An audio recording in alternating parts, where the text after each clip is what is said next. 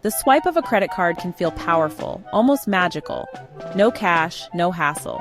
But that tiny piece of plastic becomes a chain for so many, locking them into debt they can't escape. Imagine a new story where the card doesn't control you, but you control the card. Today, we'll uncover the exact steps to transform your credit card into a tool for freedom, not a trap for disaster. It starts with a single decision: discipline over desire. Each purchase you make on credit isn't free, it's borrowed. Thanks to interest, a $100 shopping spree can balloon into $300 if unpaid.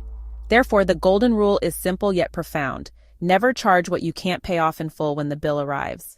Next, imagine your credit card not as a tool for spending, but as a path to building power. Credit power. Paying your balance in full each month avoids interest while building a solid credit score. This score becomes your silent ally when you need to rent an apartment, secure a loan, or even land a job. But there's more.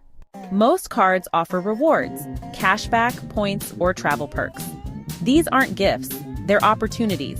Use your card for everyday expenses you already plan to pay, like groceries or gas, and then clear the balance. You're spending more intelligent, not more. The danger? The illusion of limitless money. A credit limit is not a target. It's a ceiling to stay far below. Experts recommend using only 30% of your available credit. For a $1,000 limit, aim to keep your balance under $300 at any time. Doing this signals to lenders that you're responsible, a trait that opens doors. And here's the transformation.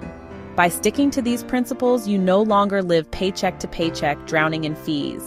Instead, you're building wealth and confidence, one transaction at a time. A credit card is neither good nor evil. It's a tool. In the wrong hands, it destroys. In the right hands, yours, it becomes a key to independence. Control your card and you control your future. Subscribe for more personal finance wisdom. Build the life you deserve.